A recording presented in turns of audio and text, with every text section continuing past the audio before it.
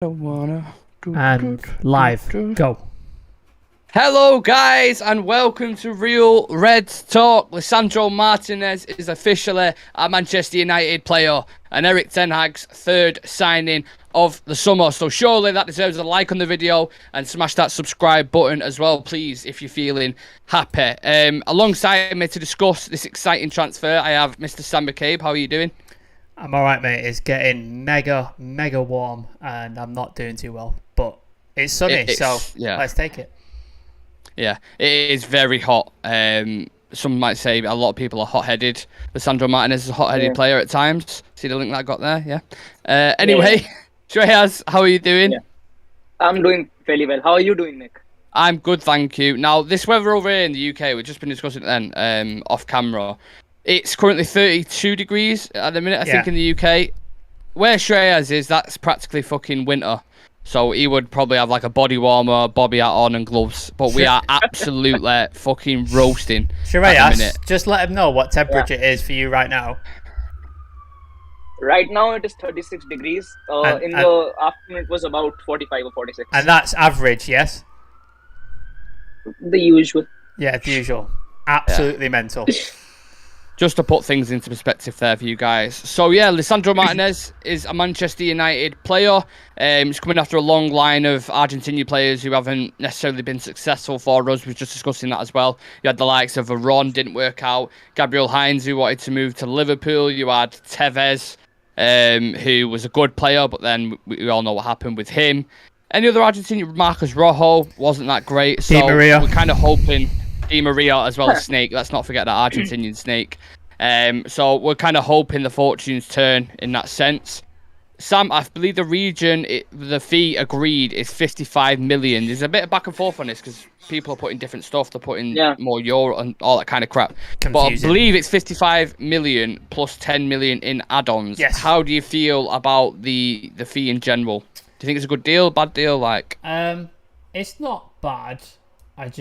I think it could have been better. I think we could have got a little lower of a price and got a bit better, like in terms of sort of value for money. But I think we overpaid a little bit, but not like massively. I don't think it was like a Harry Maguire situation where you're paying double what he's actually worth. I think you may have paid 10, 15 million more than what he's actually worth, but I think Ajax know how to get the money, don't they? Because every year they get their best players stripped away from them. So, well, looking at it like that, would you think we would have got Timber for the same price, or do you think Timber would have been more for that amount of money? It's hard to judge, isn't it? Because I feel like Ajax have put the price up a little bit more because how many players they've sold, which we've spoken about before. But they had to put it up because we were spending so long on De Jong. It got to a point, it's like mid-July now, where Ajax just like, you know what? Like, if you want him off us, if you want our next kind of best player off us, you're going to have to pay an extra 10 million. Sure. And it seems like United have done that. So, I think in comparison, I think... They've done the same with Anthony as well, haven't they? Like, they've priced him way above what he's worth. Like, what they were asking for, 70 million? Was it euros? Yeah. I don't know if that's pounds or euros at this point. You never know. You never fucking know. And they bought him for what, 14 million? Is it something like that? Who? Lisandro or Anthony? How much did they buy? I don't know how much they bought him for, sure. I think it was like 14, 15 million, Yeah. and then a year later he's worth 70. Come on. So. Yeah. Well, they've made a £48 million profit on Lisandro because they bought Lisandro for €7 million or something. How much did they sell Haller for? To Dortmund. 30 million. How much did they buy it for? How much did they buy it for West Ham? 20. I think it was only 20. Made a profit there as well. Do that. Yeah. They always make profit on players. They bring in young, rough around the edges players and then make a profit on them a lot of the times. Shreyas, Lisandro Martinez, Manchester United player. Give me your general thoughts on the transfer itself and him as a player. I think, of course, him as a player, I think he's still one of those players, who's coming onto the scene, has a bright future ahead of him. Pretty much has got the same manager to work under, coming into Manchester United now. So very, very high expectations from him. Yeah. Hopefully, he's able to cement his name into the squad as well. And except that, I think as a transfer, it's really good because I think if we would have been, negotiating it a bit more, it would have been one of those signings which would get delayed by 1 or 2 windows, which Yeah. happens to us quite a lot. So I'm good that Jadon it Sancho. finally happened because. So I think in a way it's good that we were able to get him in because he's still really really young. He's got, I would say, his best years are yet to come, and considering how good he is at the moment and the momentum he's on, I think it's a really, really good signing. Especially considering how our centre back business has been in the around these years. I would say it's been hit and miss for us because when we got Eric Bailly, there were high expectations, but his injury record let him down. Then we got in Lindelof, whose, I would say, Manchester United career has been average, not Yeah. that great, not that bad. He's just been there, and except that, we pretty much have Rafael Varane, who's when he's playing, he's the best centre back that we've got. But once again, his injury record lets him down. So we needed this kind of a player, which we can actually put him in as a stable. Because I would say he is a mixture of, Harry Maguire's consistency of fitness and Rafael Varane's quality on the pitch. So this is the mixture that we needed. So it's good that we got him in, and I hope that he flourishes under this shirt. It's a very good point you make there because he's all-rounded. So obviously, when you look at centre backs, you want the talent and you want the quality to be there, but you need that consistency. And it always seems at United we're kind of like you need two players pushed together in order to make one good one. And Lisandro's bringing both sides of them qualities. Yeah. Absolutely. It just another question to throw at you, Shreyas. If it was there any alternatives you were looking at in the market who you thought you'd rather bring in, or would he have been your first choice? I think he would have been because the only reason being that the manager is Eric Ten Hag, and he's worked with this guy for uh, quite a lot of time now. But except that, I mean, I have two alternatives. One, if Eric Ten Hag still would have been the manager and we would have been going in for someone else, I would say go for someone like Matthias de Ligt Yeah. because very very bright future ahead of him. Once again, still really really young. And another thing is his leadership quality on the pitch is absolutely amazing as well, and his tackling ability, his pace, and I would even say that just him being on the pitch, it just makes your defensive line look more sturdy. So one person I would have gone for would have been him. But if Ten Hag wouldn't have been the manager, I wouldn't have I would have probably gone for someone like a Pau Torres Mm. because once again, really, really quick centre back. Very, his fitness levels are also really, really good. Not that injury prone as well, so would have easily given us 40 games a season. And except that, he's also really consistent with his performances and one of those players who still hasn't been picked up by a top European side. So Pau Torres would have been a good option, but I think going in for Lisandro Martinez has been a wise call because we've usually been, tracking superstars all along. And while we have been tracking those superstars, the transfer just gets delayed and delayed. And even though they come, they aren't able to live up to the expectations. So I think signings like Lisandro Martinez and even Tyrell Maracia, I think these are the signings that we probably need at the moment because we still got superstar signings already in there. Yeah. There's a couple of suggestions from Lewis Jackson in the chat. Pau Torres and Jules Koundé. I was just about to say Jules Koundé, then he would have been my option. If, like you said, if Ten Hag wasn't the manager, Yeah. I would have gone for Jules Koundé personally. I think he's a really good centre-back, up and coming. I think Kimpembe, who Chelsea are talking to now at PSG, I think he's got a lot of qualities. I think, again, he's a bit rough around the edges, but he's young, he's quick, he's strong, good on the ball. So he's someone I would have looked at. He's left-footed as well. But yeah, I think just for the system in general, obviously because he's worked on the Ten Hag before, I think he'll come in and he'll hit the ground running.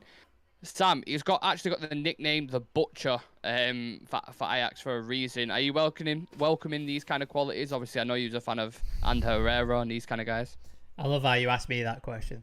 Yeah. I love a bit of what I call shithousery. Like that's my favourite thing in a player. Players like Alan Smith, Anthony Herrera, like you mentioned, Rojo, who again didn't work out, but he's absolutely mental. Loved it. Roy Keane, obviously pure example of it. Like one of the best wind up merchants and aggressive players to ever play the game. So, if he can bring that sort of intensity, that sort of mental not aggression, but like mental sort of sternness to the Fortitude. game. Yeah, like that'd be. I'll fall in love with him straight away, and he might become quickly my favorite player because that's all it takes. Like Andy Herrera spitting on the City badge. So if he, I can't remember who it was it Adam? He put in the chat the other week. If he knocks down the Welcome to Anfield badge and spits on a City thing, then he's a legend already. It's like, yeah, I agree. If he does any of that stuff, United legend already. Yeah, I've just got a vision of him now. When we play Liverpool, I think it's in like the third game or something in August. He's snapping Darwin Núñez. Oh, please, let it happen. Punez, sorry. Snapping the life out of him and just giving it him and being like over him like, yes.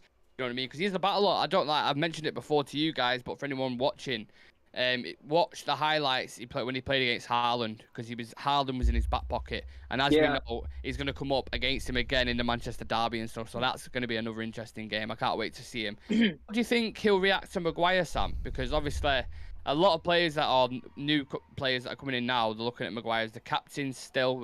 Ten Hag's kind of reassured us of that, but he's going to be his partner. He just worries me because I think when he plays alongside Varane, he looks decent, doesn't he? A lot of the times he looks. He looks. I think when Lindelof plays next to anybody, he looks really good. Yeah. It's just when he plays next to Maguire. Fucking lamity, mate. Like honestly, and I just think putting and we're gonna get into that centre back discussion near the end because I think it's a really interesting debate. Yeah. Who the partnership's going to be, but I just think Maguire worries me for a player going in of his quality, Lisandro, because he's good all around. He's really good on the ball. A lot of people think Maguire's a ball-playing centre-back. He's not. He's good on the ball, but he's not like a top-level centre-back, and I've got some stats to back that up a little bit later on. But yeah, how do you think he'll work with Maguire? How do you think he'll react to Maguire? Well, just before I go on to that, Dan in the chat, obviously part of the channel, he'd prefer Varane and Martinez pair if Varane is fit, but we have to compensate with Maguire because he's captain. So that's Dan's thought on that. But yeah, obviously Maguire's going to play because he's captain. You're not going to bench your captain, and Ten Hag's confirmed that he's going to remain captain for the season, maybe beyond. Don't know. I think Martinez would be prime captain material, the way he plays and the way stuff. Obviously, you shouldn't give it to a player who's just coming in the team because it's not. Obviously, we saw what happened with Maguire. How long was Maguire in the team before he got captaincy? 6 months. 2 weeks? Yeah. Or 6 months? Yeah. 6 months. 2 weeks. 2 weeks. Jesus Christ. It was soon, but not soon. Yeah. It's just before he put his bag down, here's the captain's armband. Yeah. Jesus Christ. It wouldn't surprise me with Ole, to be honest. But so yeah, I don't think it works out when you make someone new the captain, but obviously the right attitude helps. So yeah, obviously Maguire's going to be he's going to be captain, so he's going to play every game that he's fit, more than likely. Obviously Varane's fitness concerns go on because he's currently injured already. He's played 2 games and he's injured already, which is already concerning after last season. So I'd love to see him play with Lindelof, but I think that leaves you open to being bullied because if Lindelof's not great in the air, as we know, and he tends to get bullied like that. Martinez is very good in the air, but again, 5'9", he's not gonna be like muscling a lot of people out of the way. Even though he did have Haaland on toast though, so who knows? Maybe I'd love to see that pairing. I'd love to see him and Eric Bailly, but again, Eric Bailly's he's not fit. He's just not going to play. That is Prison FC though. We discussed that before, innit? That's bring it on. Bring it on at the back. I remember what we was doing a squad. I don't know if it was like not greatest all time, or it might have been the best United squad or something. And someone had Yap Stam and Vidic, was it? I think it was me. I think it was me. It might, It might have been you. It was one of you guys who put him in. And just like, can you imagine them two at centre back? And I think Lisandro and Bailly at centre back, like that is a proper Warriors pairing. Yeah, strikers I think that'd be shitting really themselves. interesting. There's just a couple of comments. comments. I don't see why not. Just a couple of comments in the chat. Hashley Dallo.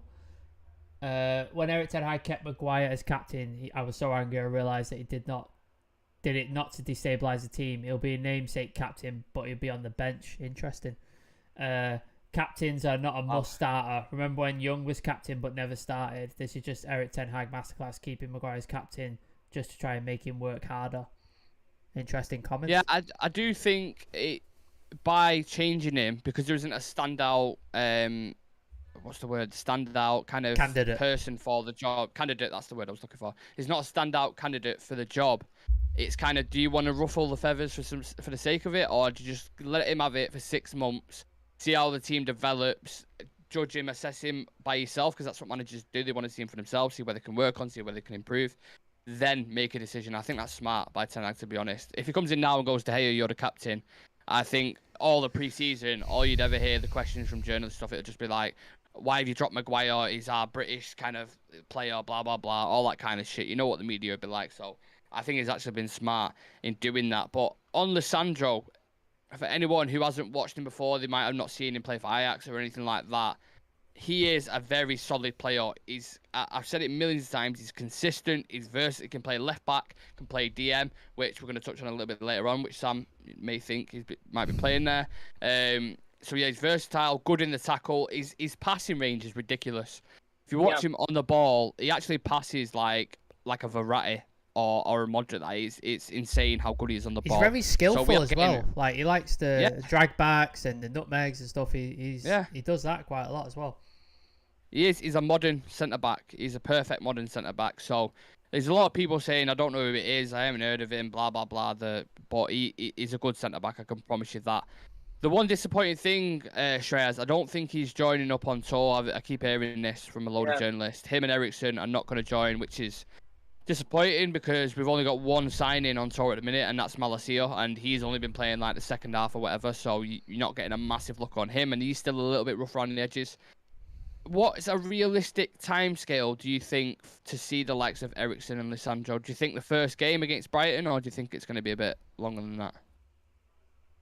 I think he would try and ease Eriksen into the squad because, to be really honest, the way our attackers have actually performed in this preseason tour, it's been impressive. We've seen sparks from some players which we didn't really expect.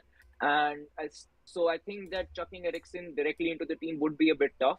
But on the case of Lisandro Martinez, I would still say that, you can chuck him into the squad straight away. The reason being, we don't know how long Varane is going to be out.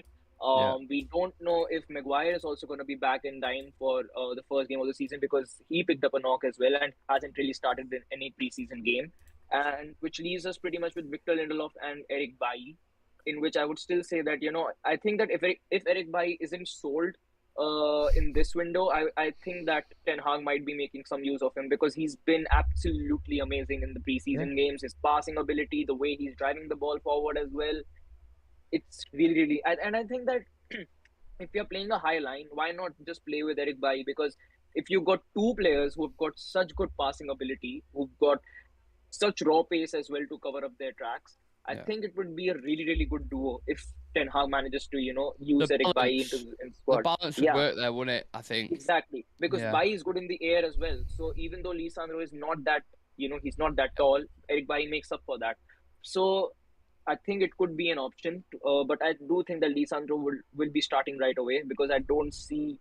Right now, I don't really see, except Eric Bailly, I don't really see anyone who has made a case for themselves to be starter for us in this coming season. And for Eriksen, I would still say that it depends a lot on the players that are on preseason. I would say Martial is pretty much cemented his spot for now. Because there are still questions over Ronaldo. There's lack of like, there's nobody else though, really, is there? Like, who else are you gonna play? I think it's good. Yeah, and I think that it's good that he's been able to regain his confidence. He's able to change his attitude as well. It's gonna help us a lot next season. And except that, I think Sancho is pretty much cemented his spot as well. He's been electric in this preseason. No doubt about that. No doubt about that. Just interrupt. Sorry, there's like a really funny comment I just wanted to get in from Hashley again. Talk about Martinez. Remember his man marking on Nunes and Haaland last season? He took that so seriously he followed them to England. Yeah.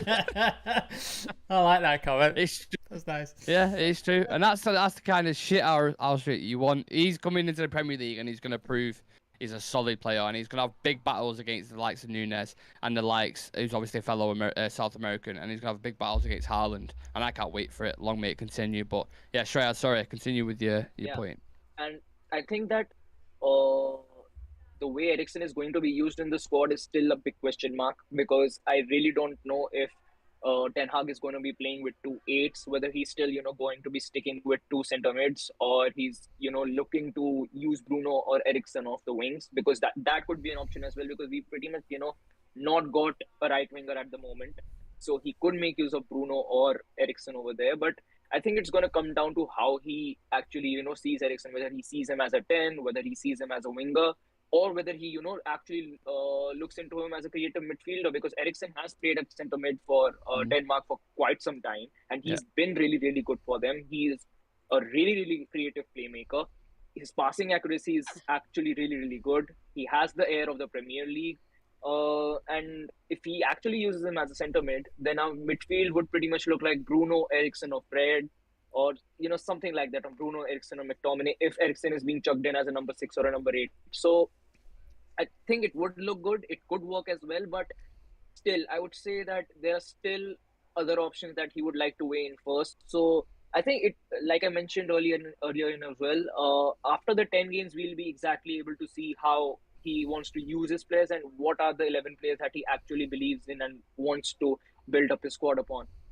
And that's why I think it's a shame that he's not on the preseason tour, because this is where Ten Hag needs to figure out the pieces of the puzzle and fit where everyone's going to fit in. I've seen the likes of Bernardo Silva play at 6 for City, so I don't know. I don't get this. I don't subscribe to this theory that Eriksen can't play as an 8. Gundogan's done it as well for City. Yeah, like it's. I mean, in that City squad, Bernardo Silva or KDB or anyone, they played at centre forward, they played off the wing, they everywhere. played as centre mid, centre attacking mid, every possible position in midfield and on the attacking flanks, they pretty much played on every single position. And Eriksen, the kind of professional he is, the kind of experience he brings into the squad, I think that it's a really good signing in the way, because if you actually take out Bruno, we haven't really got an experienced midfielder in that squad. I mean, McTominay, I would still say, he is still not even near to his finished product. I don't want to speak about McTominay. Well, speaking in the midfield, our chat is like, there's 25 people in the chat and it's popping off. So I just want to run through a couple of comments just so we like to. Go on. So Ashley Dallow, I said since the start, De Jong is Man United's non-starter. All our signings are at Ten Hag effect, not Man United's effect. Let's go for Ruben Neves instead. Daniel Raj, don't think Eriksen would be a starter for us. We could only place one attacking midfield in the lineup unless we sign a DM. God's sake, Dan. Play De Jong as defensive mid. Oops, I forgot De Jong's not coming. Legendary Apex. De Jong will not come to United. It's just insulting. The whole summer I've been chasing him, but it will not happen. He'd rather be in Bayern. United should have moved on to other targets. And he also said Harry Potter, which I assume is our Barry. I assume. Possibly. Should go. Dallo, Fred, McTominay, Rashford all should leave. Alright, there's a lot to unpack there, so I'm just gonna throw like one-liners at each of them of what I've heard. So, not one-liners. De Jong will probably take about a paragraph, but Frenkie De Jong, right? Listen, there's a situation with Barcelona, right? Everyone knows they're in debt, and I've looked at this in depth. Okay, the reason what they've done, so they've sold 25% of their La Liga rights for the next 20 odd years, for 200 million. That's what they've done. And they've also sold some of the marketing company, I think, as well, for 200 and odd million. So that's how they brought themselves to a certain level where they can they can sign players and stuff. However, the wage structure is still a massive, massive issue when it comes to La Liga. And this is why De Jong, for them, has to go so they can officially announce the likes of Lewandowski. They want Bernardo Silva as well, but you've got Rafinha waiting in the wings, Aspilicueta, Marcos Alonso, Christensen, and Kesse as well. That's 7 players that they want to put onto their wage. And the way it works for La Liga, you have to take a certain amount off for a certain amount to come in. So if they let De Jong go, who's on 300 odd K, I think, a week, something like that, you let him go, you can then sign the likes of Kessie, who'll be on 100k, Christensen, and so on and so forth. So that's the De Jong situation, and that's why United are still in the deal, because they know financially Barcelona will not be able to sign these players unless De Jong goes. So it's a case of they're just going back and forth for the 17 million that's owed. Once that's resolved, De Jong will be a United player. I fully believe that. Thoughts on Nunez instead? As a Nunez, Neves, do you mean? Neves, sorry. From Wolves, I don't know, because I think the price that they're quoting him, £100 million or whatever, I think that's absolutely ridiculous. And I will not pay anywhere near that for him. If you can go get Conrad Lema from the Bundesliga for 25 million or 20 million, or you can get Tillemans for 25, 30 million. Why the fuck would I go get Ruben Neves for 100 million? Should we mention 80 million? our favourite player who we went on a free to Villa? Kamado. Just saying. But and on the other hand, I would just say that if we are pretty much getting Frankie De Jong for 85 million, why pay 100 million for Ruben Neves in the first place? Out of mind. Exactly. I mean, our thoughts on the other thing. Legendary Apex said Dalot, Fred, McTominay, Rashford, and Barry should all go. I don't believe Dalot should. I think Ten Hag's going to work with him. He's very keen to work with him. You've already seen, I think, him improve anyway during pre-season. I think he looks better, he looks fresher, and I think Ten Hag can work with him. So Dalot, no for me. Rashford, I still think there's a player in there. I don't think he's as good as everybody thinks he is, but I think he can maintain a good level under the right coaching, so I'd keep Rashford. Maguire is an obvious one. I think he should go ultimately. However it happens, I don't know, but his price tag and wages. He's not going anywhere for a bit. He won't. Yeah, this year he's not going to go, so it's pointless discussing that. And then who's the other player? McTominay. The other player was McTominay. Yeah, that's a tough one. But I don't see United selling him either. Fred as well. He said Fred and McTominay. No, I'd keep Fred. I think Fred's a good squad player, and I think he's better than McTominay and brings more qualities than McTominay. But yeah, McTominay's a tough one. I'd sell him personally, but I can't see United ever selling him. I think he's just going to be at the club forever. Who would buy him? I think he's one of them players. Like everyone just like is just so glowing about him. Like he's obviously we've discussed it before. He's obviously got the right application, but he hasn't got the quality there to be, especially in the Ten Hag system. Like I see him struggling a lot. So McTominay, no for me. I'd let him go, but yeah, I don't think United. I don't think anybody would buy him either. Like who's? He's always biased for someone, but then because he's played for Manchester United. It's then do you want to then take a step down to Southampton or someone like that? Because that's what I think his level is. Bottom half of the table, I think he could play there. Comment maybe do a good job. From Joseph Smith. Fantastic signing. He's talking about Martinez. Still need 2 or 3 more players. Also Frankie De Jong and Anthony. So and then another comment from Emmanuel. I think De Jong saga is taking too long. Ashley Diallo. Sir Alex Ferguson wanted Zidane so much that God reincarnated him in Zidane Iqbal. I love it. Hey, listen. Zidane Iqbal deserves a special shout out. Yeah. Well, Shanea's asking our thoughts on Zidane Iqbal. So, Shaneia, you want to talk about Zidane Iqbal?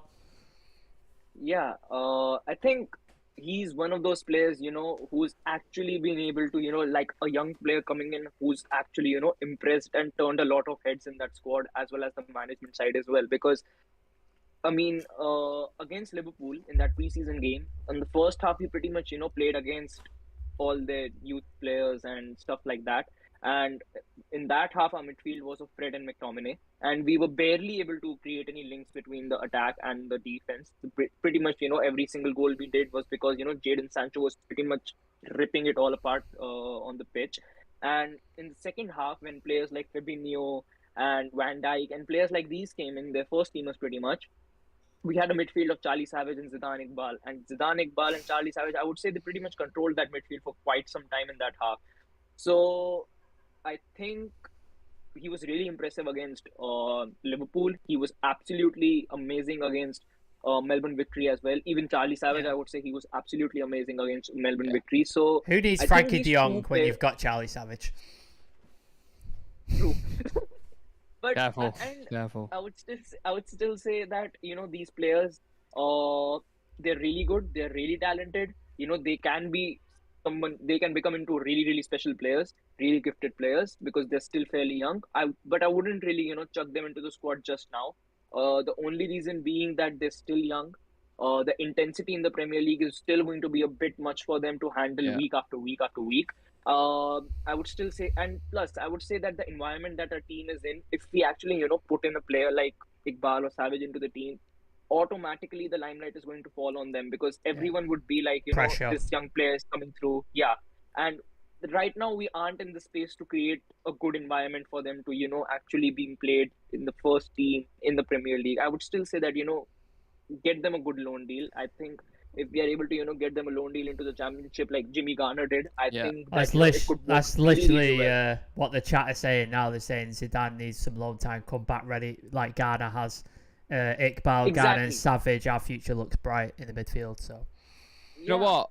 I think on a technical front, Savage and Iqbal are actually better than McTominay and Fred. Yeah, But they I are. think They definitely I think are. McTominay and Fred just have that experience and that energy in the big midfield and games. the durability to stay at that level. I think once Iqbal and Savage get that, there'd be no doubt in my mind. This might be a bit of a short thing to say now because we've seen it for a few games, but from what I've seen, they are naturally a lot better in that position than what Fred and McTominay are. But if you No threw doubt in him, my if mind. you threw him Definitely. into the first team, you could end up winning a Elanga situation. So Elanga burst Yeah. onto the scene, and then after a few games, his form dipped completely.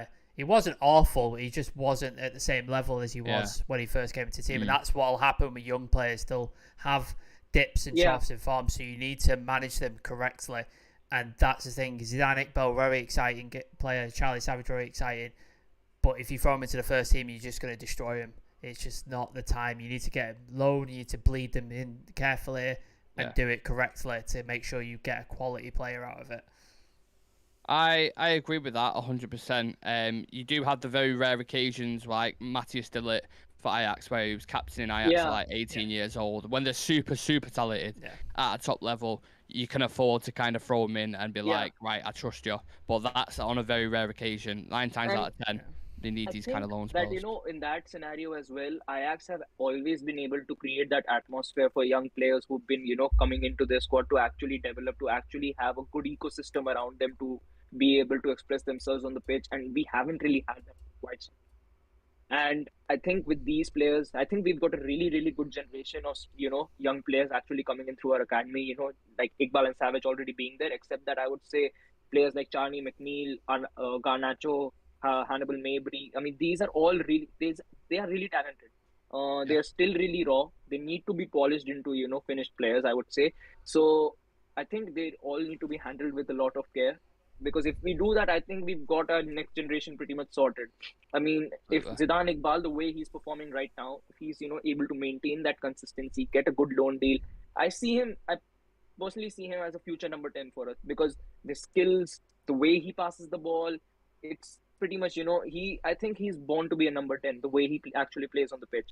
Before you move on to your next point, Nick, can I do some comments? Sorry, Suresh, you finish and then I'll Yeah. So I think, like Jimmy Garner, he went to Nottingham this season. They've been promoted, now they're here.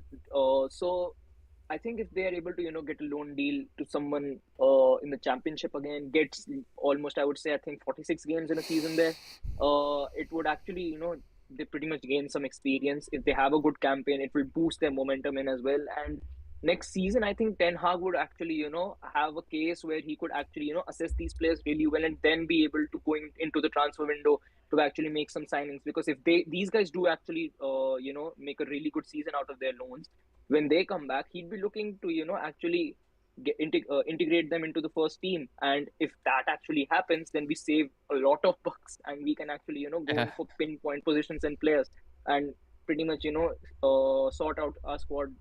Basically the 11 positions, not just 6 or 5 positions. So if we have to complete our squad, we definitely need to be looking at these youngsters.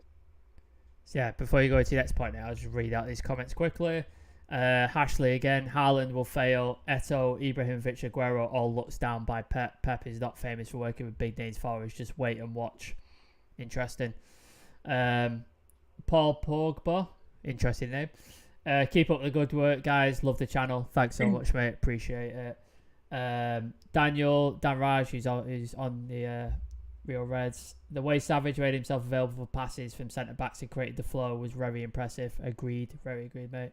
Emmanuel, to me, Fred and McTominay can't be trusted. With all due respect to the players, they aren't at the United level.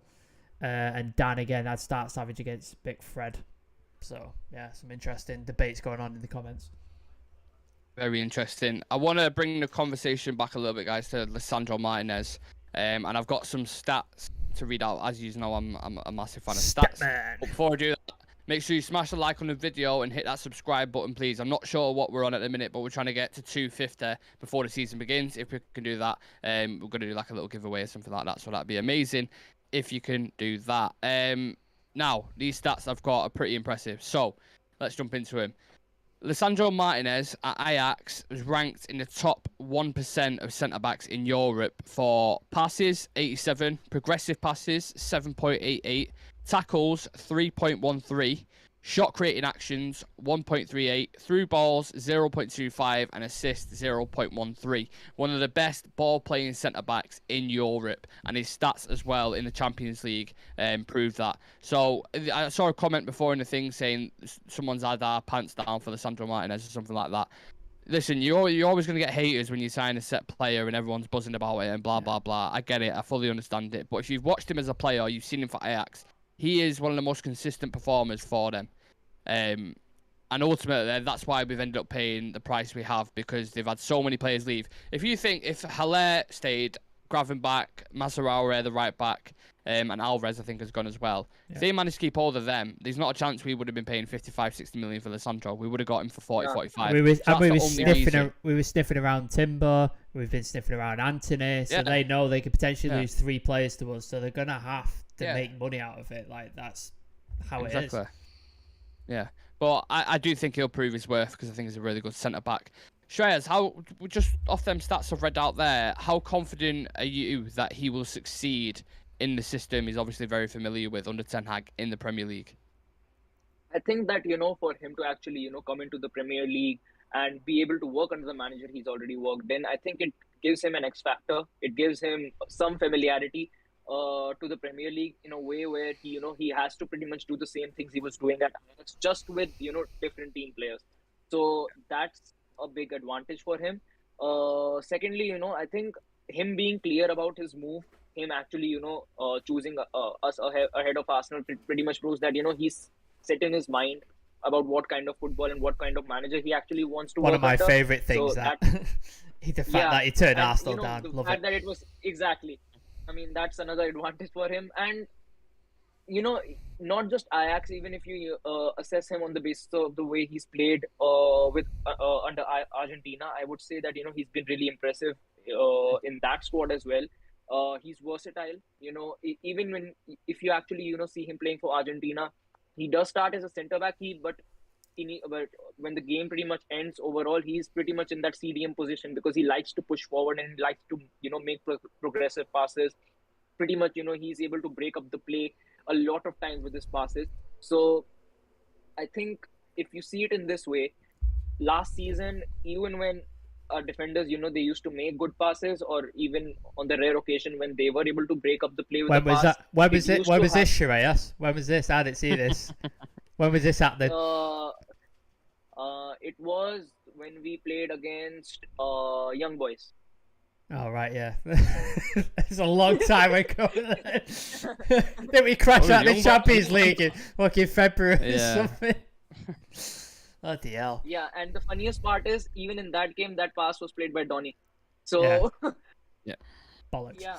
So, I mean, if, we are able to make those passes not just, once in a year, but 7 to 8 times per game, I think it would help us out a lot in actually, being able to hold the ball and maintain possession and, especially against team which play a load block, which we were able to see, when we were playing against Melbourne Victory, they went up 1-0, went to a back 5, but, we were still able to break them up. We were still able to create chances and hit them and able to win the game 4-1. So I think the mentality is pretty much there. His discipline is also there. So I think he will succeed, but I think most of it is going to come down to the fact who is going to be a starting partner. Because if it is going to be Harry Maguire, he's going to have to carry him.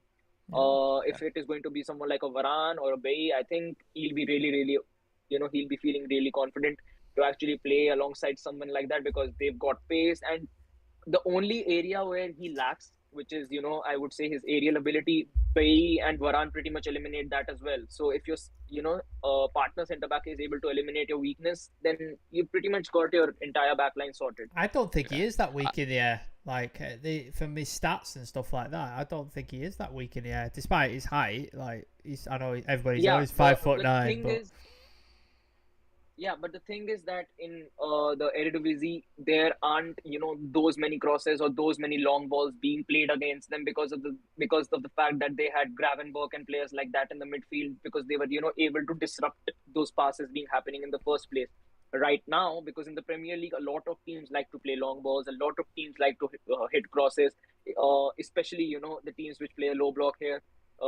So I think it could be a little challenging for him in that way, but the way Ten Hag sets up, it could work really, really well because I think it's a good thing for him that we've got two alternatives in that centre back slot who actually are good in the air. So even if it takes him time to adapt, even if it takes him time to actually be comfortable with the players he's starting along with, I think having that person alongside him is gonna give him that confidence. I've got just a one-line answer to that. Burnley have gone down now, so we'll be all right.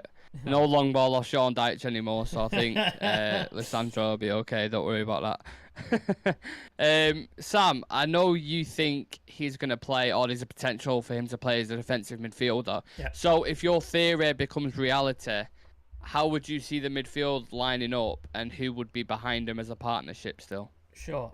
Just before I answer, I'm just going to quickly run through some comments because our chat is popping off. Thank you so much, by the way. This is like the most busy we've ever had it, and it's awesome. Thank you so much. Yeah. Couple of comments. So Emmanuel at the back, Ten Hag should keep Eric Bays. Impress me. We sell Jones. Tell us Wan-Bissaka and Maguire. Hashtag Dallo. Fernandez, Garnacho, Garner, McNeil, Zidane, Savage, Dallo, Palestri, Hannibal. We've got a great youth team. With Eric Ten Hag, this team will go somewhere. Emmanuel again, I can't imagine a back four of Dallo, Bay, Lisandro and Malacia, but we'll be scared to the combination of Bailey and Lisandro Martinez because they're bullies and rough players. Yeah, we talked about that before. And then Dan, HMPFC. Donny's not the same player as from Ajax, which he's playing behind a striker. It won't work in the Premier League. I think Donny will again spend most of the time on the bench, which is quite damning. In terms of our midfield, yeah, I think obviously the De Jong saga continues, which is frustrated every Man United fan around the world, I can imagine, but it is what it is because Barca are a fucking joke of a club, and I mean this, they are a joke of a club. They are the bus in the middle of that road and it's bare traffic. Barcelona are just like a bus that's sitting between all four fucking roads. I read as well, like apparently Lewandowski had an agreement with him since February. Yeah. It's taken him this long to sign him. What the fuck's going on? They're waiting on the second economic lever, I think, in order to push these ones over, but the wages are still an issue. Yeah, our midfield anyway. So, say we got De Jong. I could see Lisandro Martinez, Frankie De Jong and Bruno. That could be a really good midfield. Yeah. That could be like your first team midfield. And then if you wanted to like sort of switch up in cup competitions or like Europa League, stuff like that, you could bring Donny in instead of Bruno. You could bring in Fred instead of De Jong or Lisandro Martinez. You could switch it up and stuff like that. But I think your first team midfield would be Bruno, Donny and Lisandro Martinez. I think that'd be your first team. Because I don't think we're getting a CDM. Like, I don't think it's happening. Me and Dan talk about it all the time, but I don't think we're getting one. Like, Sangara's still out there. Could pick him up for really cheap, but I don't think we're signing one. I mean, we aren't really looking into him. No.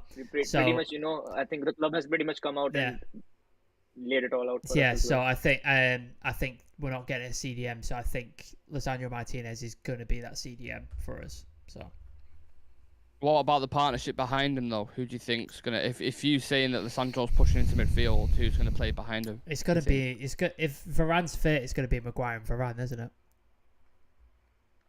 You think Barry and Rafa, yeah. Because he's not going to drop in because he's captain, so he's not getting dropped. So it's going to be Maguire and Varane if Varane's fit. But again, Varane's already injured and we're 2 weeks into preseason. So you could be looking at Ollie's back four again if we don't bring in a right back. I don't know if we're getting onto that later and talking about Dumfries, but if you don't bring in a right back, you could be looking at Ollie's defence minus like Dallo, and depending if Malacia gets into the team or not, you could be looking at Dallo, Maguire, Lindelof, and Luke Shaw. That could be your defenders. Judging from what I've seen from Malacia, I think he still needs a bit of work. I think there's potential there, but he definitely still needs a bit of work. So I think Luke Shaw and Diego Dallo will definitely be the first choice wing backs, and then the centre back partnerships in a minute. It's a bit of a a random guess until Lisandro comes in. We actually see him play. Just on the general transfer window, who else would we need to bring in now to make it a successful window, considering everyone else, the business that all the other clubs have done? What do we need to do right now to make it a successful transfer window? Shirayas, it's all yours, mate, because he knows what I'm going to say. So, I mean, if we were able to get a CDM, a true CDM, not someone who plays centre mid and is chucked into CDM. A true CDM, I think it would have been a good window for us, but I really don't see that happening for the next 5 years or so. So Years, fucking well, hell. it's been that long already. Carrick retired in what? Know, yeah. Jesus Christ. Yeah. So I think after a decade we'll be able to get a true CDM, and then we'll have we won't have a true central midfielder then. So I think except a CDM, if we would have been able to get in a winger, it would have been. I think I was really excited before Nkunku was, he renewed his contract. Don't tease Nick. Don't tease him like that. I mean, I'm not teasing him. If I was teasing him, I would have mentioned Nunes or Tchouaméni, but that's a different conversation. Darwin Nunes is dead to me now. I don't know who that is. He is dead to me. Nick is going to be wound up because he's going to watch Real Madrid play with Tchouaméni and Vinicius Junior and Benzema. Nick's going to be looking at it. Do you know when you get a decent present for Christmas, but then somebody else has got something even better? You just look at him going, "Oh God." Yeah. Well, so it's not hard to have a present that's better than our midfield at the minute. Let's be honest. Yeah. Like, we basically got a stick for Christmas, and Madrid have gone and got like a fucking, what's that thing in Jingle All the Way? Do you remember that film? The Turbo Man. Film? Where Turbo Man. Yeah. That's what Real Madrid have just signed Turbo Man. We've got a fucking wooden stick in our midfield. It's a joke. If there would have been a situation where Nick, you could have actually gone in for just one player, and the two options were Tchouaméni or Jude Bellingham, who would you have gone for? I don't think you can look past Jude Bellingham, to be honest. I think he is a generational talent. I think he's going to, whatever club he chooses to go to next, I think he's going to be really fucking fortunate to have him, because I think he's that good. You listen to the England players talk about him at the age he's at, for 18 years old. All of them saying they were nowhere near that good. He's starting for Dortmund every week at 18. That shows you how good he is if he's starting every week. When Pep played against him, Pep was like, "This player, man, is a joke, like an absolute joke." For an 18, he was running it, mate. He scored. I think he scored a goal against him as well, but it got he did for a foul or something like that, which wasn't even there. But yeah, Jude Bellingham is a generational talent, and I would put him as next summer is going to be massive for him. Absolutely massive. Imagine Nick in another universe, because we were interested in Darwin Nunes, we were interested in Tchouaméni. Imagine in our transfer window if they both came to United. I think Nick would still be drunk from the night out that he had when we missed those signings. Yeah. He would be loving life right now. He'd be loving it. I think it'd be a very, very expensive window, but it'd be worth it. Look, in all seriousness, I'm going to call him Darwin Nunes for the rest of the season. 100%, there's no doubt about that. Uruguayan Andy Carroll. I do think he will do well at Liverpool, because Liverpool rarely miss when they sign a player. They rarely miss. I'm hoping he doesn't succeed, but I do think he will. But yeah, on Lisandro Martinez, guys, let us know your thoughts on the player himself. Are you excited about the signing? Are there any other alternatives you might have gone for? And did we pay the right price? Let us know in the comment section down below. Make sure you hit that subscribe button. Again, like the video if you can, and support the channel. It means the absolute world to all of us. Follow us on socials. So on TikTok, Twitter, Instagram. I'm missing any others. Twitch as well. We're on Twitch as Real Reds Gaming, but type in Real Reds Talk for the other ones, for you regular news updates, funny clips, and content schedules, so you know which content is dropping on what day. Anything else I'm missing before we kind of head off? No, just a couple of comments in the chat I'll read out. Ashley Diallo, I have a feeling the signing of the summer will be Christian Eriksen. Won't play every game, but he'll bring in that Scholes effect in the team. He's a humble hard worker. Daniel on Barca, they don't have the money to fill the air and the bicycle at the same time. They're seeing filling the petrol tank of a Mercedes. Shania Marshall redemption next season? Question mark. Potentially. Emmanuel Juma. Martial should be given another chance. I have a feeling Ten Hag get the best out of him. Daniel, if Ronaldo stays, Martial will find it hard to find game time. Ashley Yellow, look on Jadon Sancho this coming season. So yeah, a lot of... one question for Shania. Your best player next season? We'll leave it on that. Yeah. You want me to go first on this one? Yeah, you go first. Is that including signings as well, yeah? Yeah. Who signed? Yeah. Oh, I think you can't look past Sancho, to be honest. I think Sancho is going to be phenomenal in our team. I think under Ten Hag, the right coaching. He's already, look at him right now in pre-season. He's on fire. And I think naturally he's a slow burner, but he's had a season under his belt now, a tough season at that. He gets a full pre-season with us. And yeah, I think Jadon Sancho's going to be on fire. I'm in agreement. You've took my answer. Like Jadon Sancho, he's looked our best player by miles. I'm hoping Garner gets some games soon. I know he got injured like just before our first couple of games, so he's not had a chance to play. So I'd like to see him in the next few friendlies, like see how he does. I'd like to see him definitely do really, really well. I think it's too early for Zidane. I think it's too early for Charlie Savage yet. But they look promising, they look great. But yeah, I think it's too early for them to be first team players. But yeah, you took mine, Sancho for me. Shreyas? I think Sancho would be pretty much the obvious choice because he's pretty much, he actually complements the system and he's actually on a really good momentum run right now. But I would still say that, if Ronaldo does stay, I think he's going to be the best player next season because just imagine Cristiano Ronaldo getting 10 to 12 chances per game in that squad. I mean, I think if he does stay and we are able to, play the way Ten Hag wants us to, he's easily going to get 25 to 30 goals next season. Absolutely. But if he does leave, I would say, just as a gamble, I would say Donny van de Beek. Well, that's a heavy gamble, that. Yeah. That is heavy. Yeah. But you never know. It's 6 months down the line. A lot of shit can change. Literally, you never know what can happen. So, yeah, we'll have to see it. I'll wait and see how that plays out. Exciting times. We're getting closer and closer to the start of the season. It's the 7th of August. We play Brighton. Our third transfer of the window is through the door. Lisandro Martinez for 55 million plus 10 million in add-ons. Again, smash a like on the video. Hit the subscribe button. Thanks, guys, for joining me. Thank you, everybody, for watching and all your comments in the